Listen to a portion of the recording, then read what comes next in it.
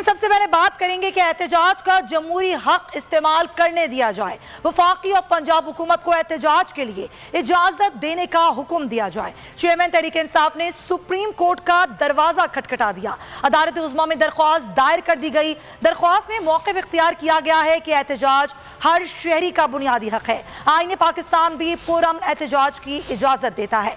मार्च के शुरा पर ताकत के इस्तेमाल से रोका जाए। पाकिस्तान तहरीक इंसाफ जो कि सुप्रीम कोर्ट पहुंच गई है और ये कहा है कि एहतजाज का जमहूरी हक इस्तेमाल करने दिया जाए। वफाकी और पंजाब हुकूमत को एहतजाज के लिए इजाजत देने का हुक्म दिया जाए। चेयरमैन तहरीक इंसाफ ने सुप्रीम कोर्ट का दरवाजा खटखटा दिया। अदालत उज़्मा में दरख्वास्त दायर कर दी। दरख्वास्त में यह मौक़िफ़ इख्तियार किया गया है कि एहतजाज हर शहरी का बुनियादी हक है। आईन पाकिस्तान भी पुरअमन एहतजाज की इजाजत देता है। मार्च के शुरा पर ताकत के इस्तेमाल से रोका जाए।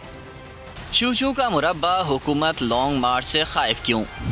एहतजाज का सियासी और जमहूरी हक क्यों नहीं दिया जा रहा? तहरीक इंसाफ ने सुप्रीम कोर्ट का दरवाज़ा खटखटा दिया। सुप्रीम कोर्ट में दरख्वास्त दायर कर दी।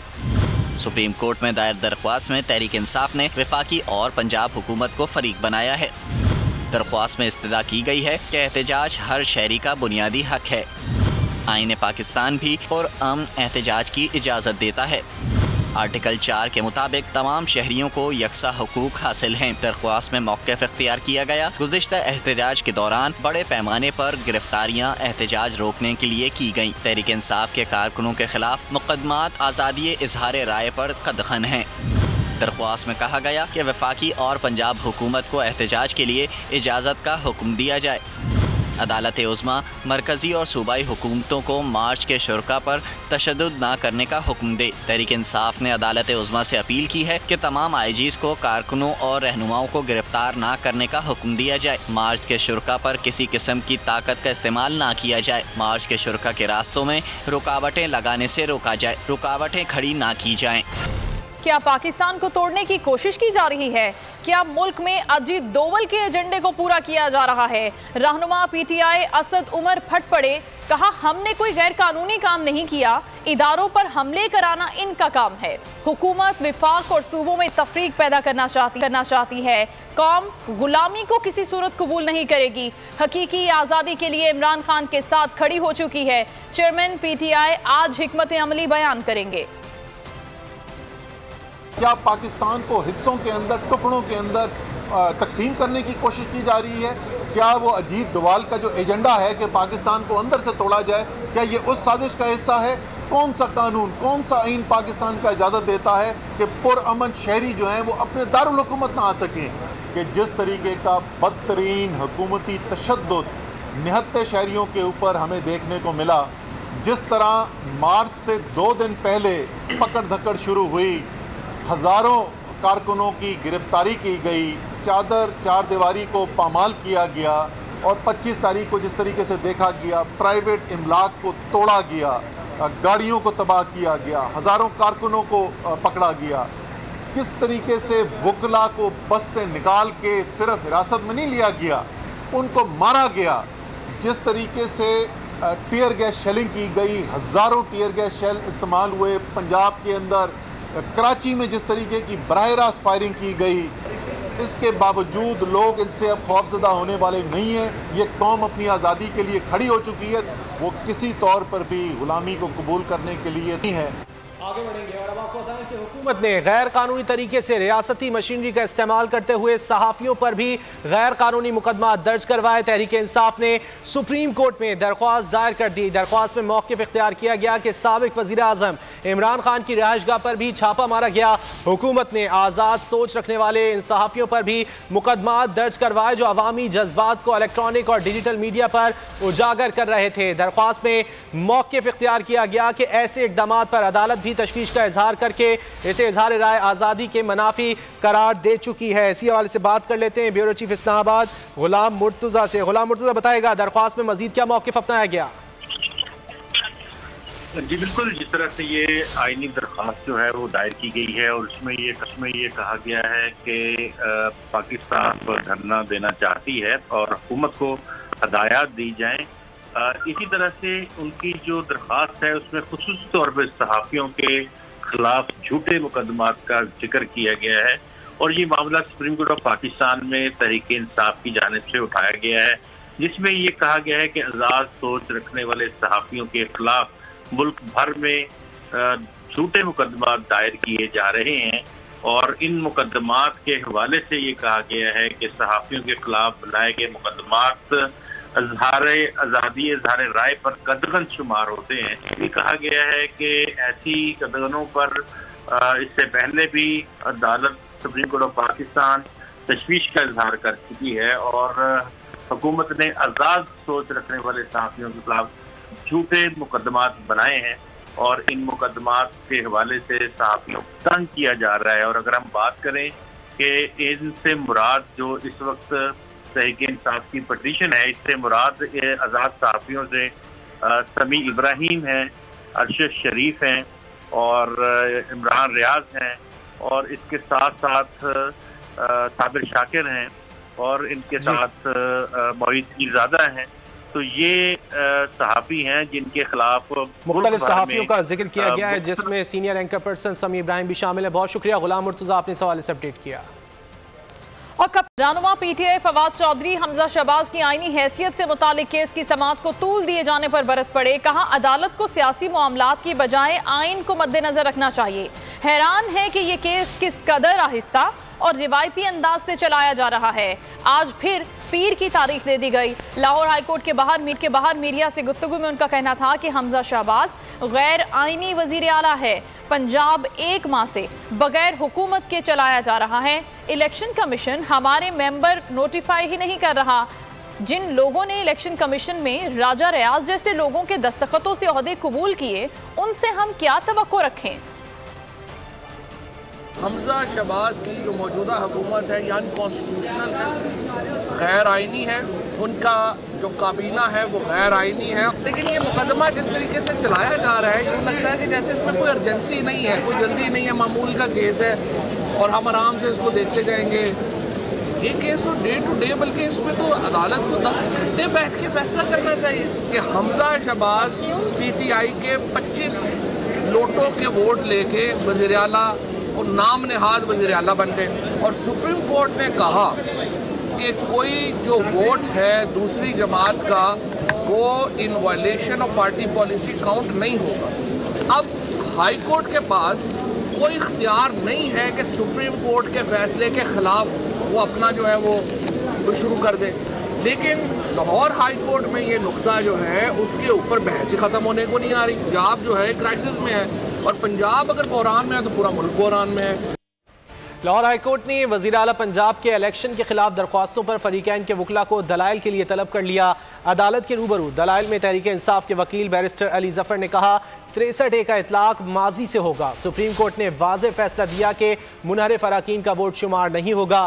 چیف جسٹس نے ریمارکس میں کہا بظاہر سیکرٹری اسمبلی نے ذمہ داری کا مظاہرہ نہیں کیا، لوگوں کو داخل ہونے سے روکنا سیکرٹری اسمبلی کا کام تھا، اسمبلی میں لوٹے گئے، یہ شرمناک تھا۔ اور وزیر اعلیٰ پنجاب حمزہ شہباز شریف کا کیس عدالت میں زیر سماعت، اور لیگی صوبائی وزیر عطا تارڑ نے صوبے میں حکومت سازی کا مرحلہ مکمل ہونے کا دعویٰ کر دیا ہے۔ نیوز کانفرنس سے بولے کابینہ نے رمضان میں دی جانے والی سبسڈی کی توثیق کر دی۔ عطا تارڑ سابق حکومت پر تنقید اور اپنے گن گانا نہ بھولے، کہا ماضی میں گندم کی وافر پیداوار کا چرچا کیا گیا لیکن سستا آٹا کسی کو نہ ملا۔ گندم کی خریداری اچھے اور احسن طریقے سے انجام کو پہنچی ہے۔ عمل ہو چکا ہے۔ پنجاب نے آج بنیادی جو فیصلے کیے، نمبر 1 پر ماہ رمضان کے دوران سبسڈی دی گئی تھی، آٹے کو 400 روپے 10 کلو کے تھیلے کو کیا گیا تھا، چینی کو 75 روپے کیا گیا تھا، اور اشیاء خورد و نوش پہ جو سبسڈی دی گئی تھی سب سے پہلے اس کی توثیق کی گئی۔ پنجاب کی ایڈمنسٹریشن کو خراج تحسین پیش کیا، خصوصی طور پر سیکرٹری فوڈ کو اور چیئرمین PND کو، جنہوں نے پنجاب کی گندم کی پروکیورمنٹ کا ٹارگٹ 50 لاکھ ٹن کا بڑی قلیل مدت کے اندر اس کو پورا کیا، جو کہ میں سمجھتا ہوں قابل تحسین ہے، اور گندم کی خریداری اچھے اور احسن طریقے سے پایہ تکمیل تک پہنچی۔ وزیر اعلیٰ نے کابینہ کے سامنے یہ بات رکھی کہ خیبر پختونخوا کے عوام ہمارے بھائی ہیں، اور یہ پنجاب کی ذمہ داری ہے کہ جو مانگ گندم کی وہاں سے آئی ہے اس کو پورا کیا جانا چاہیے، اور مناسب داموں گندم کی فراہمی خیبر پختونخوا کے صوبے کو اس کو یقینی بنایا جائے، اور یہ وسیع تر قومی مفاد میں یہ فیصلہ آج کابینہ نے वजीर दाखिला राना सनाउल्लाह बोल न्यूज के सवाल पर लाजवाब हो गए। राना सनाउल्लाह से सवाल किया गया कि आप कहते हैं कि पीटीआई के अरकान इस्तीफों के बावजूद तनख्वाहें ले रहे हैं, आप उन्हें तनख्वाहें दे क्यों रहे हैं? राना सनाउल्लाह से जवाब ना बन पड़ा। बात बनाने के लिए कहा कि इस्तीफे दिए हैं तो ये अपने अकाउंट बंद कर देना। नुमाइंदा बोल न्यूज ने फिर सवाल किया कि अगर तहरीक इंसाफ वाले असेंबलियों में वापस आते हैं तो आपका क्या रद्द अमल होगा? वजीर दाखिला ने जवाब दिया कि इत्तेहादियों से मिलकर फैसला करेंगे, उन्हें खुशामदीद कहना है या नहीं। ये कहते हैं कि हम 2014 में भी इन्होंने रिजाइन किया और दोबारा असेंबलियों में आके बैठ गए। अब दोबारा अगर असेंबलियों में आके बैठते हैं तो क्या रद्द-ए-अमल होगा? ये लोग ये कहते हैं कि हमने इस्तीफे दे दिए हुए हैं, तनख्वाहें तो आप दे रहे हैं। नहीं तो वो अपने अकाउंट को बंद कर दो। ये लॉजिक हमने खाली करा दिए, ये लॉजिक खाली करें ना, खाली करके घरों में जाए। अगर ये दोबारा आते हैं मतलब देखिए ये एक पॉलिटिकल फैसला है। बढ़ेंगे दीगर खबरों की जानिब। आपको बताएं कि कराची में जेल चौरंगी के करीब सुपर स्टोर में लगने वाली आग पर काबू पा लिया गया है। मुतासर इमारत में कूलिंग का अमल जारी है। आग स्टोर के वेयर हाउस में लगी। फायर ब्रिगेड ने आग को तीसरे दर्जे का करार दिया। कराची में एक और खौफनाक आग जेल चौरंगी के करीब सुपर स्टोर शोलो में घिर गया। आग सुपर स्टोर के वेयर हाउस में लगी। देखते ही देखते पूरा स्टोर लपेट में आ गया। सुपर स्टोर 15 मंजिला इमारत के ग्राउंड और फर्स्ट फ्लोर पर वाक़ है। धुआं फ्लैट्स तक पहुंच गया। लोगों का सांस लेना महाल होने लगा। रेस्क्यू हुक्काम के मुताबिक आग को तीसरे दर्जे का करार दिया गया।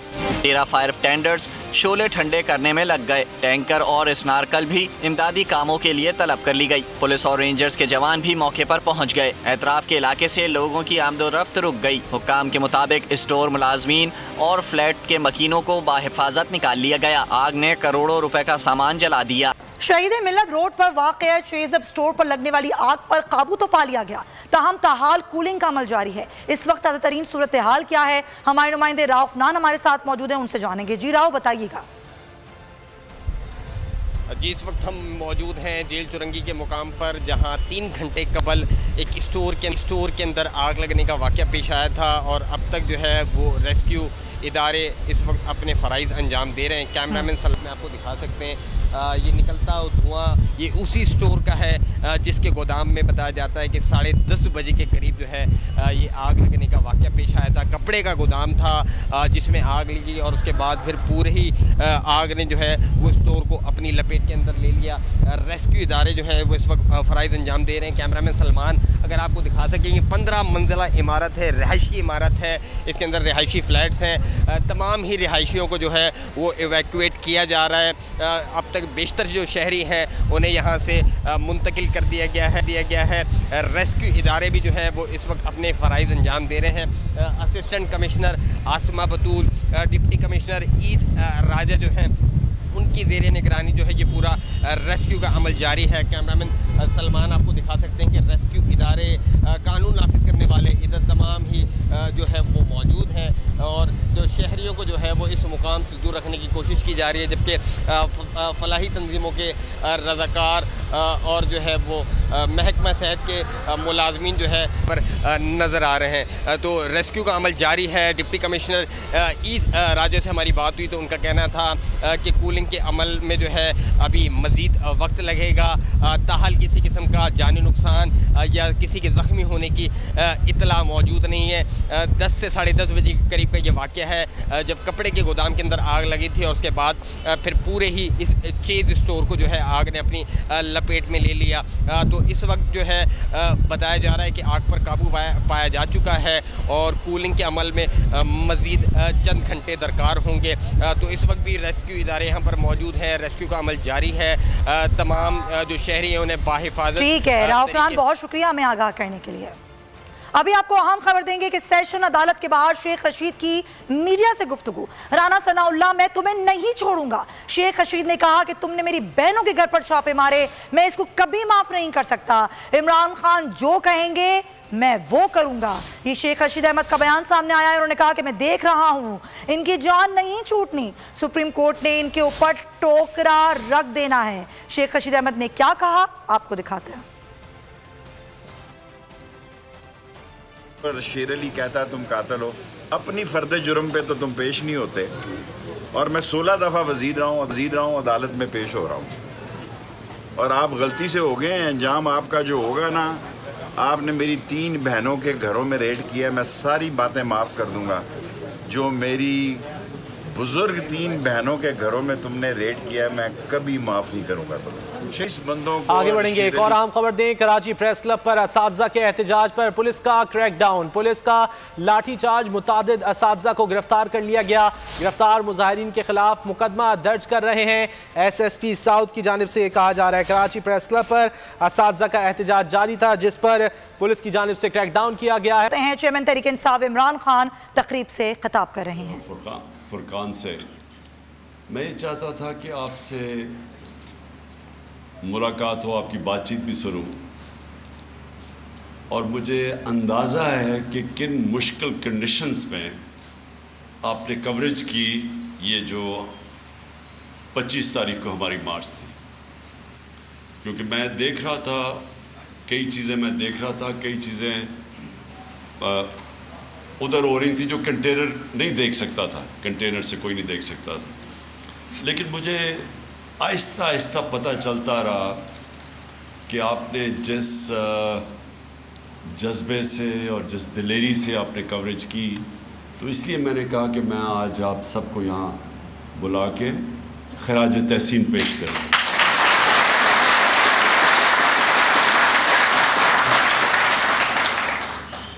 اچھا، اب آپ نے ایک چیز سمجھنی ہے کہ یہ جو دور ہے نا پاکستان جس سے گزر رہا ہے، ملک کی زندگی میں بڑے کم ایسا وقت آتا ہے. ان کو ہم جو انگریزی میں وہ ایک ٹرم ہے ڈیفائننگ مومنٹس. ملک کے لیے فیصلہ کن وقت ہے. جب آپ نماز پڑھتے ہیں نا تو آپ اللہ سے ایک ہی چیز مانگتے ہیں 5 وقت کی نماز میں کہ اللہ وہ 2 راستے جو ہیں، ایک اس پہ لگا جس پہ نعمتیں بخشی ہیں، دوسری نہیں جو تباہی کا راستہ ہے. تو قوم بھی لوگوں کی بنتی ہے نا، تو قوم کے بھی 2 راستے آ جاتے ہیں. ایک طرف تباہی کا راستہ ہے اور ایک طرف عظمت کا راستہ ہے. اور جب اس طرح کے 2 راستے آ جاتے ہیں تو اللہ کسی کو یہ اجازت ہی نہیں دیتا کہ وہ کہے جی میں نیوٹرل ہوں. کوئی نیوٹرل نہیں ہوتا. 2 راستے، اللہ اگر کہتا تو تیسرا راستہ بھی بتا دیتا. لیکن اللہ نے کہا کہ جب آپ نے فیصلہ کرنا ہے، ایک ملک ایک طرف سارے پاکستان کے 30 سال پرانے جو جرم کر رہے تھے، مجرم تھے، وہ اوپر آ کے بیٹھ گئے ہیں. تو آپ جب ان کو دیکھتے ہیں تو ایک قرآن میں حکم ہے امر بالمعروف، اچھائی کے ساتھ کھڑے ہو، حق کے ساتھ کھڑے ہو، برائی کے خلاف کھڑے ہو، تو آپ ادھر ہیں. اور یہ جو آپ کی سٹرگل ہے یہ پولیٹکس نہیں ہے، اس کو پولیٹکس نہ سمجھنا، یہ جہاد ہے. جب آپ رائے حق پہ چلتے ہیں اور حق اور سچ پہ کھڑے ہوتے ہیں تو وہ پھر ذات سے باہر بات نکل جاتی ہے. آپ ایک معاشرے کو پروٹیکٹ کرتے ہیں. جو شہادت ہوتی ہے وہ ایک انسان معاشرے کے لیے اپنی جان قربان کرتا ہے. وہ پیغمبروں کے بعد اس کا سب سے بڑا رتبہ ہمارے دین میں. تو آپ جو اس سٹرگل کے اندر ابھی شامل ہیں، اور یہ جو آپ نے سینز دیکھے، کیونکہ آپ نے تو کئیوں نے بڑے قریب سے دیکھا، جس ظلم سے اور بابریت سے شیلنگ کی گئی اپنے لوگوں پہ، یہ ہم جنرل ڈائر تو جو ایک غلام قوم کے اوپر وہ گولیاں چلا سکتا تھا یا ظلم کر سکتا تھا، لیکن اپنی لا انفورسمنٹ ایجنسیز اپنے لوگوں پہ ایسے ظلم نہیں کرتی. یہ صرف کرمنلز کرتے ہیں. اور یہ جو آپ نے دیکھا یہ کرمنلز کا کام تھا. مجرم یہ سارے وہ لوگ ہیں جن سب کو بہت پہلے جیلوں میں جانا چاہیے تھا. یہ رانا ثناء اللہ اور یہ جو شہباز شریف ہیں، جب انہوں نے دن دہاڑے ماڈل ٹاؤن میں 14 لوگوں کو قتل کیا تھا اور 80 لوگوں کو گولیاں لگی تھی، ان کو تب جیلوں میں جانا چاہیے تھا. لیکن مسئلہ ہمارا ملک کا جو سب سے بڑا مسئلہ جو میں نے پولیٹکس شروع کی تھی آج سے 26 سال پہلے، انصاف کی تحریک. انصاف نہیں ہے. یہ انصاف آپ کو جہاد کر کے لینا پڑتا ہے، جدوجہد کر کے لینا پڑتا ہے۔ اور انصاف کا مطلب کیا ہے؟ انصاف تو کمزور کو چاہیے ہوتا ہے، طاقتور کو انصاف وہ اپنے آپ کو قانون کے اوپر رکھتا ہے۔ امریکہ جو انٹرنیشنل کرمنل کورٹ ہے اس کے نیچے اپنے آپ کو نہیں لانا چاہتا، لیکن سارے کمزور ملک اپنے آپ کو لانا چاہتے ہیں پروٹیکشن کے لیے۔ عدالتیں کمزور کو طاقتور سے پروٹیکٹ کرنے کے لیے بنتی ہیں۔ یہ پلیز آپ نے بڑی امپورٹنٹ چیز سمجھنی ہے۔ اس لیے ہمارے دین میں اللہ قرآن میں اتنا ایمفسائز کرتا ہے انصاف کے اوپر۔ ابن خلدون جو کہ ماڈرن ہسٹری کے باپ سمجھے جاتے ہیں، ایک بہت بڑا ایک ذہن تھا ماڈرن ہسٹری کا۔ ابن خلدون اپنی زندگی کا تھیسس لکھتا ہے۔ وہ ابن خلدون کہتا ہے کہ جو جتنی میری سٹڈی ہے قرآن کی اور اسلام کی، تو اللہ نے انصاف کو صرف انسان کو دنیا میں صرف ایک وجہ سے بھیجا کہ میری زمین پہ انصاف قائم کرو۔ یہ جو جب آپ ان چوروں اور لٹیروں اور قاتلوں کے خلاف جب آپ ان کے خلاف کھڑے ہوتے ہیں تو یاد رکھیں یہ پولیٹکس سے اوپر چلی جاتی ہے بات، یا پھر اللہ کی رائے حق پہ چل رہے ہیں آپ، وہ راستے پہ جو آپ نماز میں مانگتے ہیں آپ اس راستے پہ چل رہے ہیں۔ اور یہ اس وقت قوم کے لیے سب سے امپورٹنٹ ٹائم ہے۔ ہم ان لوگوں کو شکست دے گئے، پاکستان اوپر چلا جائے گا انشاءاللہ۔ اور اگر ہم کامیاب نہ ہوئے تو یہ جو جنگ لڑنی پڑے گی یہ پھر آپ کے بچوں کو لڑنی پڑے گی، کیونکہ جنگ یہ لڑنی پڑے گی کبھی نہ کبھی ان چوروں کے ساتھ، تو وہ مشکل ہوتی جائے گی ملک کے لیے۔ اور پھر جو ہمارے نبی صلی اللہ علیہ وسلم کی جو بہت امپورٹنٹ حدیث ہے اور قرآن میں کئی آیتیں اس کو سپورٹ کرتی ہیں کہ تمہارے سے پہلے بڑی قومیں تباہ ہوئی جو طاقتور کو قانون کے نیچے نہیں لا سکی۔ طاقتور چور کو نہیں پکڑتی تھی، چھوٹے چور کو پکڑتی تھی، جو رول آف لا نہیں قائم کرتی تھی۔ یہ ہے جنگ پاکستان کی، انصاف کی جنگ۔ اب یہ کیا کوشش کر رہے ہیں؟ لوگوں کو ڈرا رہے ہیں، دھمکا رہے ہیں۔ وہ پھر ثناء اللہ کا پھر کوئی سٹیٹمنٹ آئی ہے کہ میں تمہیں یہ کر دوں گا، میں وہ کر دوں گا، ڈرا رہے ہیں لوگوں کو، خوف۔ جو یہ کیا کرتے ہیں؟ یہ جو ظالم لوگ ہوتے ہیں، ایک چیز یاد رکھنا، سب سے بزدل ظالم آدمی ہوتا ہے، ہمیشہ ظالم بزدل ہوتا ہے۔ یہ جو ثناء اللہ ہے اور یہ جو شہباز شریف ہے جو کرائم منسٹر ہے، اس کا یاد رکھیں کہ اس کے اوپر ایک ہیومن رائٹس کی رپورٹ ہے۔ اس نے 97 اور 98 میں جب چیف منسٹر تھا، اس نے سب سے زیادہ لوگ پولیس مقابلے میں مروائے تھے۔ ایک عابد باکسر ہے، اس نے ٹی وی پہ آ کے اسٹیٹمنٹ دیا کہ اس نے کیسے اس کے ذریعے لوگ مروائے تھے۔ تو یہ وہ ظالم لوگ ہیں، یہ بھی ہے۔ اور یہ دوسرا جو ثناء اللہ ہے، اس کے اوپر تو خیر اپنی ان کی پارٹی کا منسٹر کہتا ہے کہ اس نے 22 قتل کیے ہوئے ہیں۔ تو اس طرح کے چور اوپر آ کے بیٹھ گئے، مجرم لوگ، اور ان کی کوشش ہے آپ کو ڈرا دیں۔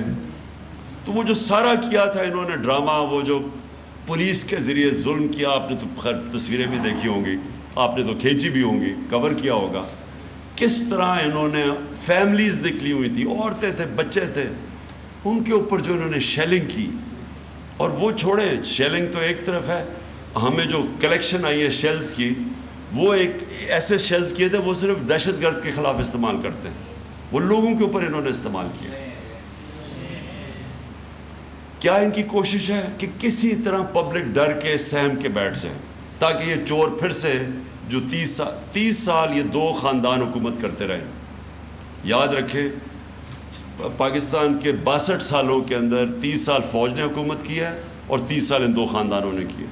اب یہ پھر آ گئے ہیں، اور ان کی کوشش یہ ہے کہ آپ کو ڈرا دھمکا کے اور پھر اوپر بیٹھ جائیں۔ تو میں جب لوگوں کو ایک چیز بتاتا ہوں کہ یہ بڑا ایک عظیم نعرہ تھا جس کے اوپر یہ ملک بنا تھا، ہندوستان کے مسلمانوں نے بھی پاکستان کو ووٹ دی تھی، پتہ ہوتے ہوئے کہ وہ پاکستان کا حصہ نہیں بنیں گے۔ تو وہ جو نعرہ تھا نا کہ پاکستان کا مطلب کیا، لا الہ الا اللہ، لا الہ الا اللہ، آپ یاد رکھیں وہ صرف یہ نہیں کہ آپ مٹی کے بت کی پوجا نہ کریں، یہ سب بت ہیں. یہ خوف کا بت سب سے بڑا بت ہے،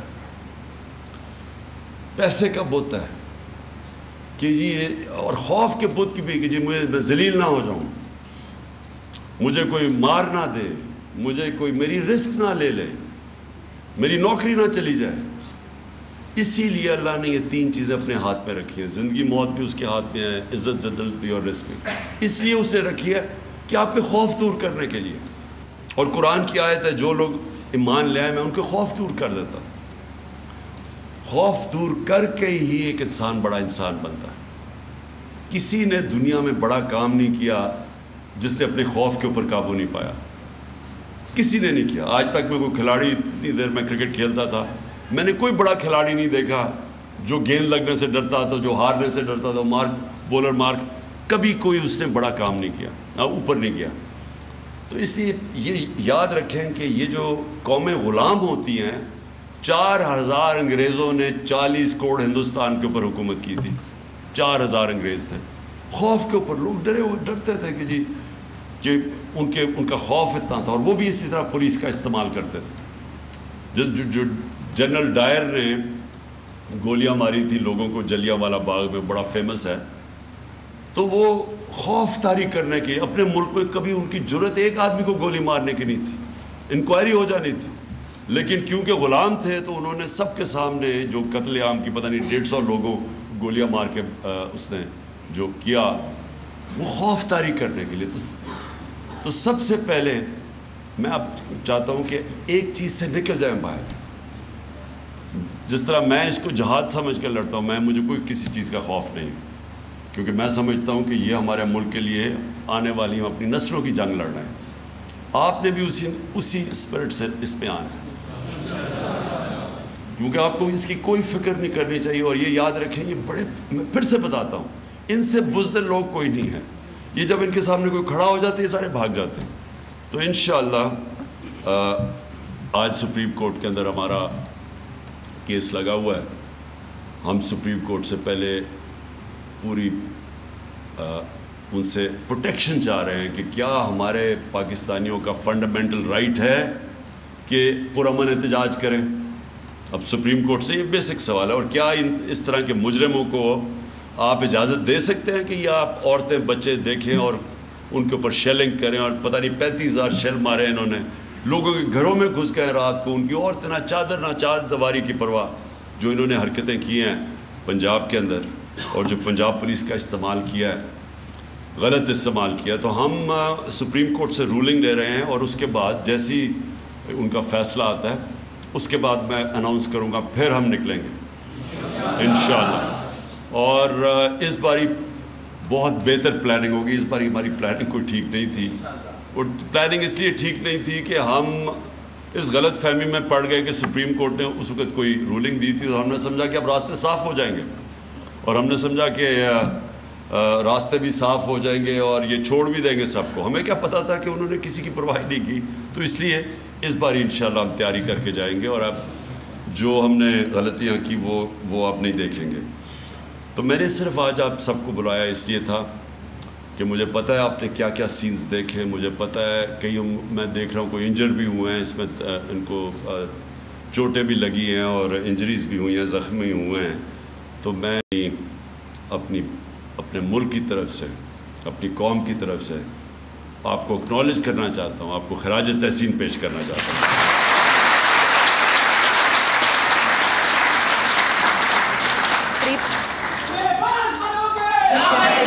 عمران خان تقریب سے خطاب کر رہے تھے. انہوں نے کہا کہ سپریم کورٹ میں درخواست دائر کی ہے کہ عوام کو تحفظ فراہم کیا جائے. اب سپریم کورٹ کا فیصلہ آئے گا اور اس کے بعد ہی پھر ہم نکلیں گے، اور اس بار ہم پوری تیاری کے ساتھ نکلیں گے. چیئرمین تحریک انصاف نے کہا کہ ہمیں پتہ ہے کہ آپ کے ساتھ ظلم ہوا ہے، کئی لوگ زخمی ہوئے ہیں، کئی کی جانیں گئی ہیں، اسی لیے ہماری کوشش ہے کہ اب ہم وہ تحفظ عوام کو سپریم کورٹ فراہم کرے. انہوں نے کہا کہ رانا ثنا اور شہباز شریف جیسے لوگوں کو بہت دیر پہلے ہی جیلوں میں چلا جانا چاہیے تھا.